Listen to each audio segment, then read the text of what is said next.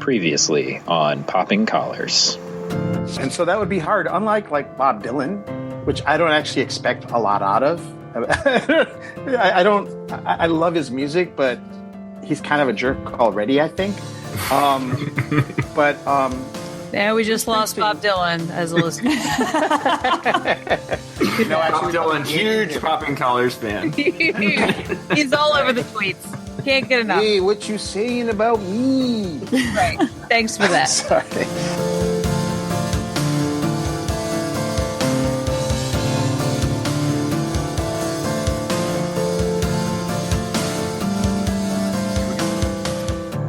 Welcome to Popping Collars, the podcast that lives at the intersection of religion and pop culture. My name is Greg Knight. I am the Director of Children and Youth Ministries at the Church of Bethesda by the Sea in Palm Beach, Florida. I got two co-hosts here with me today. Betsy Gonzalez. What's up, Betsy? Spring break, Greg, here in beautiful Alexandria, Virginia. Yeah, isn't even March yet. That's how we rock it in boarding schools. But I'm here at the Episcopal High School in Alexandria, where I serve as the head chaplain, and I'm so close. I can see the light at the end of the tunnel. Spring break. Do you get to go to Cancun or something? Break-in. All right, and also with me is Liz Easton. Hi, Liz. Where are you? What are you up to? Hey, Greg. I'm coming to you from Omaha, Nebraska, where I serve as the canon to the ordinary for the Diocese of Nebraska. And spring break capital of the U.S., right? Nebraska. Yeah, exactly. Everyone flocks here. They flock here for spring break. Oh, those Nebraska beaches are the best beaches. Lake McConaughey, baby. Look, Matthew McConaughey's there? Yes. I said Lake McConaughey. Where Matthew McConaughey might hang out. Drums anyway. Exactly. The namesake. All right. Finally, we have a special guest with us. My former boss, who always gave me glowing reviews, I'm sure. Kevin Matthews. Welcome, Kevin. I am in Greensboro, North Carolina, where I am the chaplain and young adult minister at St. Mary's House, serving various colleges in Greensboro and anybody under the age of 30-something or other. They're all leaving you to go to Omaha, I'm sure. Yes, they are. That's right. Everybody's taking off. I just sent one there the other day. We'll take it to see Matthew McConaughey. I tried to tell them that's his lake. Just a lake. It's just a lake. All right, here we go. This is episode 77 of Popping Collars, and our topic today is Black Panther. If you don't know what Black Panther is, then you may be listening to the wrong podcast. This is what we call a pop culture podcast, and Black Panther is currently ruling all of the popular culture. This is the story of T'Challa, the titular superhero Black Panther, who rises to the throne in the isolated, technologically advanced African nation of Wakanda. But his claim as king is challenged by a vengeful outsider named Eric Killmonger. So I know that we'll have a lot of time in this conversation to talk about the cultural, political, and historical aspects of this movie. But what has struck me over the last couple of weeks since this film came out is how people have experienced this movie and this story personally. Whether it's the theater-going experience, the movie itself, or the conversation around the movie, it feels like everyone has a personal Black Panther story. So, Kevin, you're our guest, so you get to kick us off. Right. When you are going to look back on this time down the road, what personal story are you going to remember about the release of Black Panther? I went on the first day. I went in the daytime, not at night. But I went in the daytime. The theater was full. I bought like one of the last tickets. B, it was full primarily of white folks, which is rare for a Black movie. And C, they applauded at the end of it. And I can't tell you the last time I've heard a movie applauded at the end of it, frankly. It was astonishing just to see that. I guess the other part of it for me was simply watching a film about Black people that was not primarily about the ghetto, drugs, gangsters. Slavery. Slavery, yes. It was personally just fun for me to sit there and watch a movie where all the black people had all the advantages. That's right, because it was they had all the technology, they had the smarts, they had the strength. At the same time, the whole thing wasn't really very much about race at all. It was in terms of the villain who comes in from the outside to Wakanda. From Wakanda's point of view, it wasn't about the typical things that you expect. Well, I saw it this weekend in beautiful Ocean City, Maryland, because everyone wants to go to the beach in late February, right? Much like the exodus to Nebraska. So we were there with a couple of other families. The kids, the little girls all wanted to go get like pedicures, right? So they all went to go do that. And so it left three of us adults to be like, all right, what are we going to go do? And so we're like, well, we'll go to a matinee show at one of the 2 theaters in Ocean City, Maryland. It's like fog everywhere. Like no one, the place is dead, kind of, sort of, right? But we show up at this matinee and we're like rolling in like 15 minutes before. And I tried to get tickets in DC before, and I kept striking out at every theater at the time we could go because everything was sold out. And so like, oh, this is going to be easy, right? Nobody's around. Roll in. It's like the last 3 seats together, not at the very front row in front of the screen. And I'm like going, holy crap. And the theater's all full. I'm a white woman, most movies are made for me, or at least around my general area. Right. Mm-hmm. But to really kind of look around at the audience, especially at the end when we were all waiting around for the special scenes and the extra scenes, and it was us and then this large black family who was kind of there, and then other people had kind of glommed on. And I just wanted to go up to them and be like, guys, that was freaking awesome. That was so awesome. How did that movie make you feel? Did it make you feel like popular culture can be really powerful? And there are times when it can contribute to a narrative, start a narrative, push a narrative. But I was so pumped up coming out of that, and it was so I so wanted Wakanda to be real. Yeah, I so wanted it to be this place. But I instantly was trying to make community with everybody around me. All right, everybody, come on in. Let's all talk to each other. I'm going to loud talk over here, so maybe you'll talk to me, and like let's all talk together. But pumped up, feeling community in the theater. Uh-huh. I also had tried to go earlier and it was sold out. So I was lucky to get in under the wire in terms of our recording. I was moved by having a really racially integrated movie theater experience, which is not always the case. Like either I'll go to the movies and it's mostly white people or mostly African-American people, depending on what I'm seeing. So that was kind of moving to see like this thing is reaching beyond how we usually at least are marketed to in terms of films. I just love the idea of Wakanda. And I love it like those dreams that you have when you open a door into a room in your house that you didn't know you have. Like I love the idea of a whole country that is kept secret. Yeah. And like, what if it existed? What if that exists right now? So I loved that whole premise. That was just great for the imagination. I'll tell you that, and we might get into this later, one thing that I felt conflicted as a white person watching were the scenes that took place in Wakanda when they were doing sort of like tribal summits, like when they got together to do the to tribal decide combat like who would be king.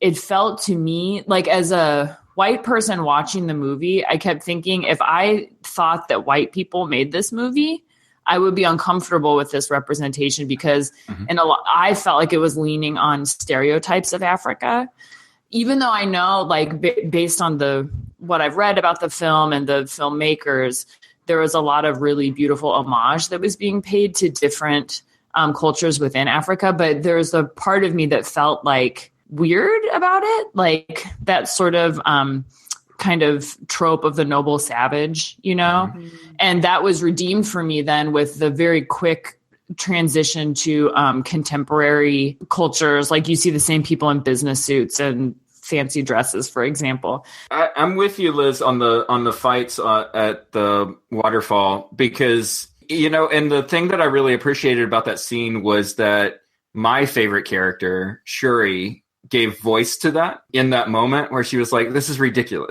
Like, let me get back to inventing my stuff. Let me get back to my technology. Right, And by this the way, outfit's uncomfortable. this system of choosing a government is ridiculous. I like that character who is just kind of like trying to push and push and push Wakanda to move. And she was one of the vocal ones along with Lupita Nyong'o's, I always say Malice because that's who she is in the comics, but Nakia, right? Nakia. Along with her, who was pushing T'Challa to basically like change your mind, figure out how we can live in this world with other people. My reaction to the combat scenes, to the first one particularly, was not the fight itself, but what happened after the fight, which was essentially, okay, you won. That's the end of this. It's not constantly him coming back trying to challenge again and again and again and again. It's over. T'Challa won. That's the way it is. That's the part I reacted to, was not the violence of it, but the end of the violence. That's a great scene because you know that that's going to be a scene that's going to come up again, because it's just such a great stage setting. So when Eric Killmonger makes it to Wakanda, spoilers, by the way, people, if you're listening, is that really his last name? In the movie, they called it his nickname. In the comics, it is his last name. It's a little on the nose. That's all I'm saying. It's a little on the nose. That's a good thing comics don't usually do that. Yeah, I mean, right? I'm sorry. Killmonger is on the nose? I'm sorry, excuse me? I know a lot of Killmongers. I reacted to the two different fights as I thought the one with Killmonger seemed much, much worse. My immediate reaction to that was, that's because he doesn't get this culture. Right. This one is not being fought the way it would be traditionally. It's being fought by a Westerner with Westerner ideas. It treats it differently. And I can't even tell you exactly what he did, other than the fact that he threw him over the side instead of letting him go. But it just, the whole thing felt wrong, whereas the first one didn't feel wrong.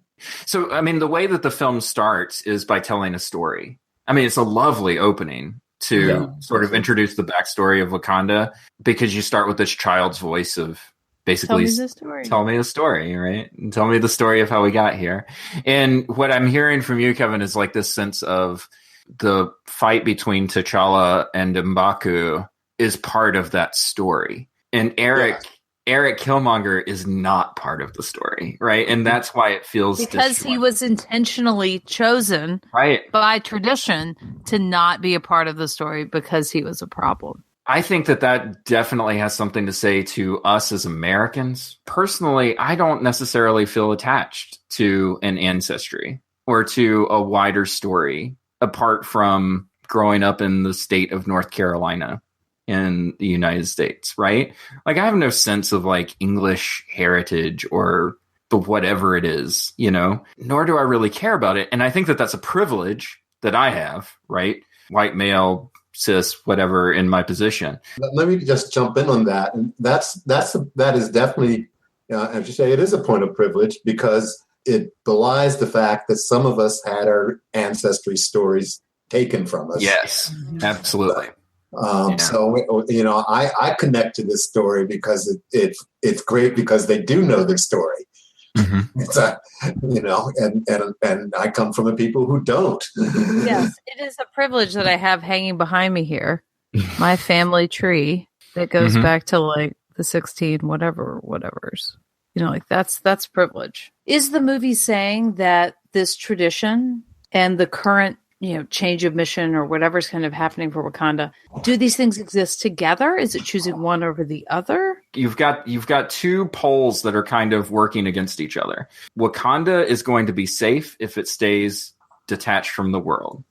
But Wakanda isn't going to help anyone as long as it stays detached from the world. And that's what T'Challa has to struggle with. Okay, and by stepping out, it's a spoiler again, from that position of just staying withdrawn from the world, he runs the risk of all sorts of dangers coming into Wakanda. A couple of questions I want to throw out there of the African American versus Black African portrayals. That the American Black man is aggressive and scary and wronged and angry, whereas you have the peaceful, aside from ritual, African community that's just making technology over here and creating beautiful things and wearing beautiful clothes. I've read that observation and criticism. What do you all think?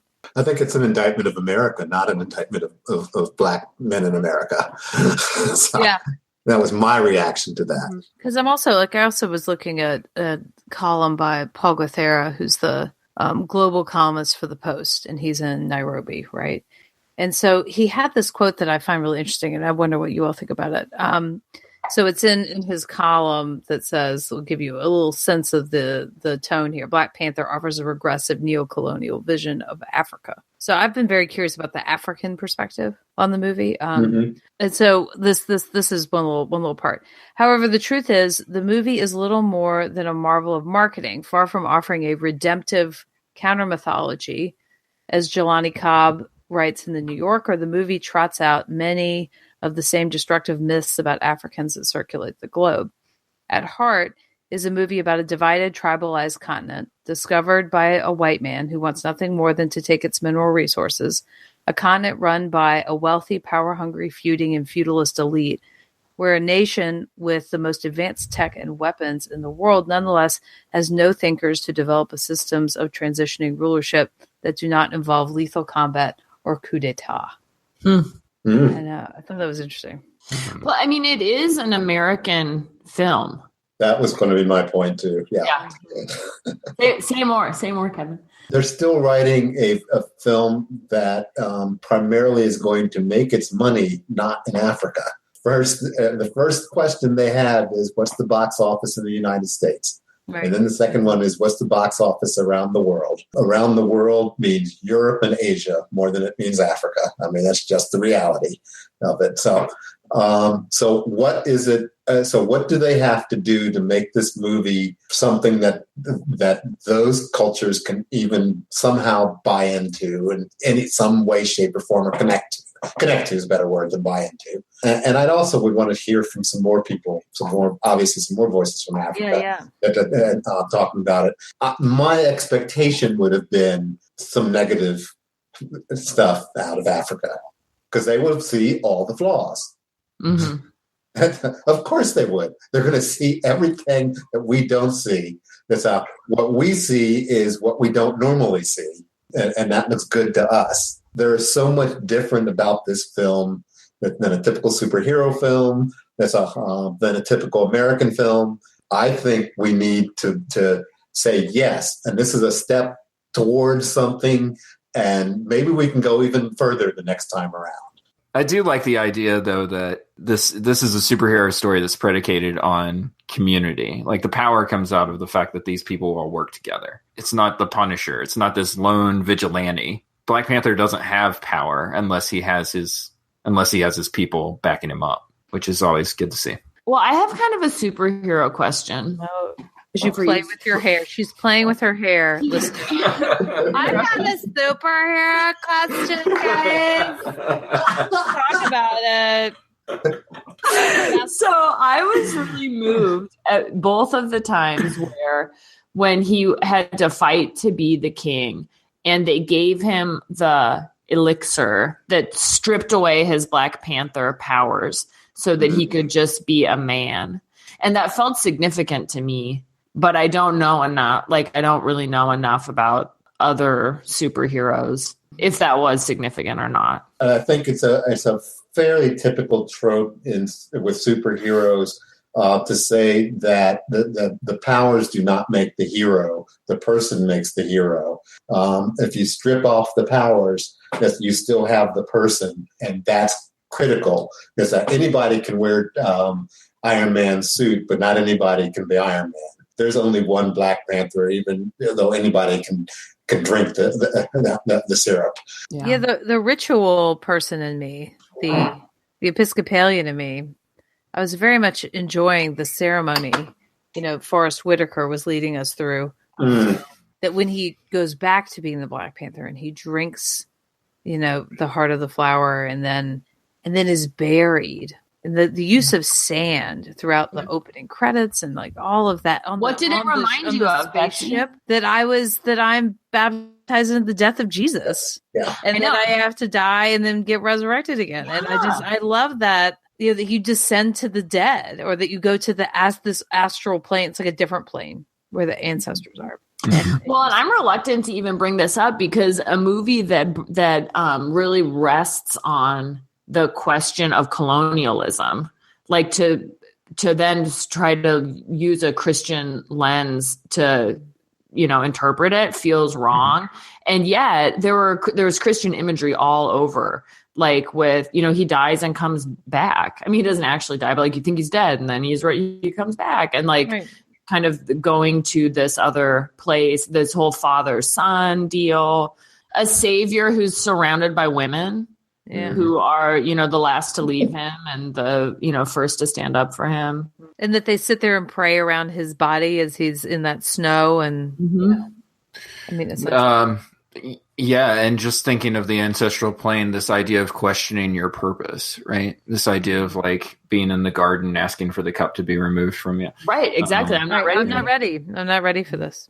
Yeah, I just keep going back to that idea of the story and ancestry and the ancestral plane and the sense of, I love that image of all of the panthers in the tree, right? This idea that the panthers just keep going, right? And they just keep passing this down and passing this down. It's a tree of life image. What I was thinking of like Deuteronomy, Moses' speech where he's like, tell your children. Whenever they ask you, like, why do we do this? Tell your children, we were slaves in the land of Egypt, and God brought us out and brought us to this promised land, land flowing with milk and honey.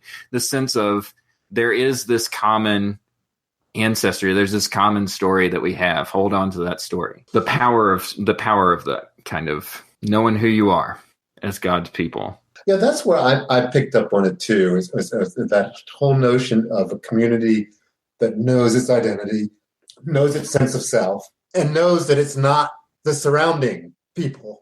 They know who they are, and so they know who they are not, and that helps them to live and to continue to thrive as a people by knowing who they are, what their values are, what their beliefs are. And I wondered about that in terms of Christians. Can we make that claim anymore? Can we as Christians today say we know who we are over and against the people who are around us? Because I don't think we can. Or I think some of us try, but then you look around and see what other Christians are doing, and it goes, whoa. Yeah, Greg, when you said earlier that you don't really have an ancestral story that you are really that interested in, and that question doesn't appeal to you, I kind of thought the same thing. Like, I know a couple of generations in my family what our story is, and that is meaningful to me, but not nearly in the way that it was in this movie.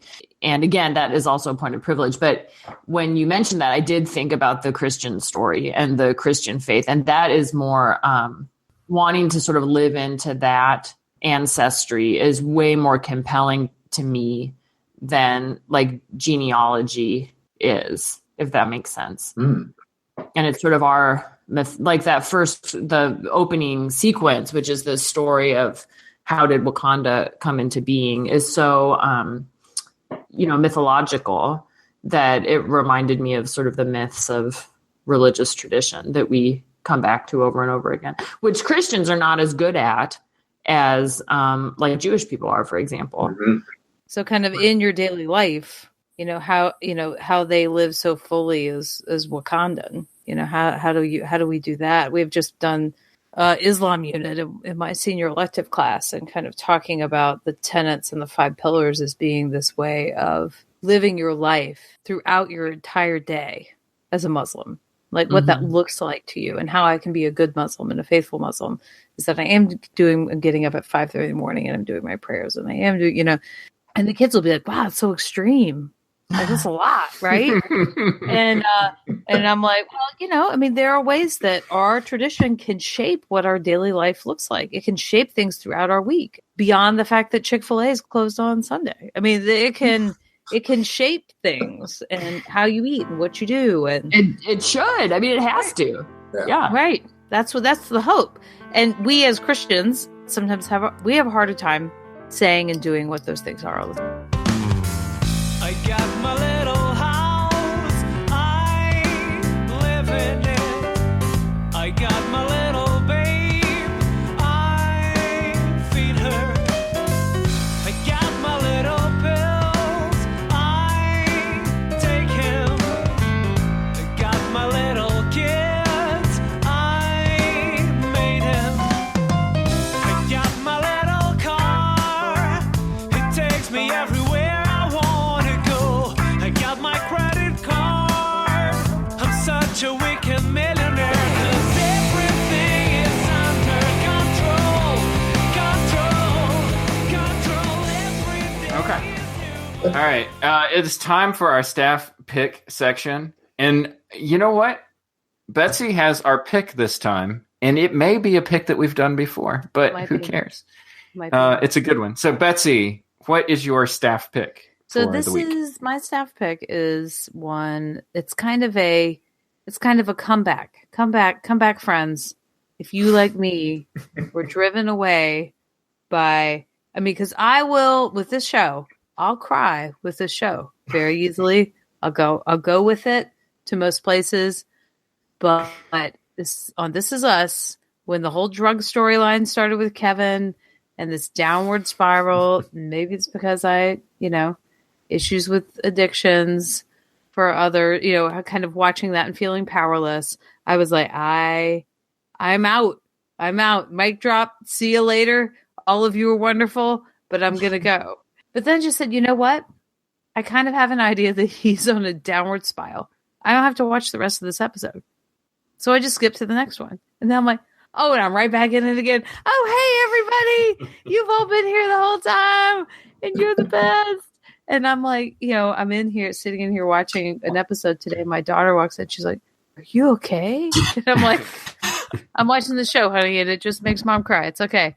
She's like, okay. And walks out of the room. How they write these characters, I really do like them a lot. And I was initially super down on the boyfriend Toby, and he was super annoying me. He's great. And now I really like him. I feel like I'm slowly being drugged into liking this movie, liking this show. Like I feel like I've been. Is that a Freudian slip? Does it feel like watching a movie when you're? It does. Maybe. Well, when you're able to watch 6 episodes in a row, Greg, because you haven't watched it in weeks. So, as someone Gauntlet. who's never seen the show, Yes. I'm impressed with the fact that every time I see a promo for an episode each week, it's always like on a very special episode of this. Yes. And maybe that's what I'm missing, Greg. I grew up on a hearty diet of Saved by the Bell and 90210. Melrose Place really didn't do special episodes, but they were really tackling the issues of the time. Blossom did a lot. Blossom, Fresh Prince did some of that work, but I think they are doing here, and the actors are they're good. They're good actors, and Sterling K. Brown, right, in the Panther, in this.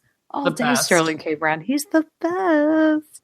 I gotta say, if you have left This Is Us, if you've walked away, not in the Lenten sense, maybe you gave it up for Lent, that's fine. But I would invite you to come back and dip your toe in the water again and kind of see if you can find some value here, because I think it has a lot to say about healing in the past and how we write our own stories and that sort of thing. And I appreciate that. My brain goes all the way back to 30-something when I hear This Is Us. It just feels like it's the latest version of that. I would also. And that got so maudlin by the end that nobody was watching it anymore. Well, Liz? Kevin, I wasn't old enough to really appreciate 30-something. Liz had a great quote on our podcast one time where she said that 30-something was probably the sequel to Mad Men. That's funny. That was Bobby and Sally. Yeah, Bobby Draper. and Sally. That was so funny of me. I forgot about that. That was good. You can find Popping Collars on the web at poppingcollarspodcast.com. You can find us on Facebook, facebook.com/Popping Collars. You can find us on Twitter at Popping Collars Podcast, where we'll tweet occasionally. And of course on Instagram and Spotify. We have a Spotify playlist that you could find that has all of our music on it. So look that up. Of course, you can find our podcast wherever you get your podcasts. SoundCloud, Stitcher, Apple Podcasts. It's not iTunes anymore. All we ask is that wherever you get our podcasts, rate, review, subscribe. That'll get us more subscribers, and that'll be good because the corporation that runs our show will appreciate it. I don't know. We can finally do Blue Apron advertisements. Oh, there you go. We can have ads. Yeah. Speaking of ads, we have T-shirts for sale, you guys. Oh, What? You can wear your own Popping Collars T-shirt. I have one. Go to our website. It's at poppingcollarspodcast.com/t-shirts.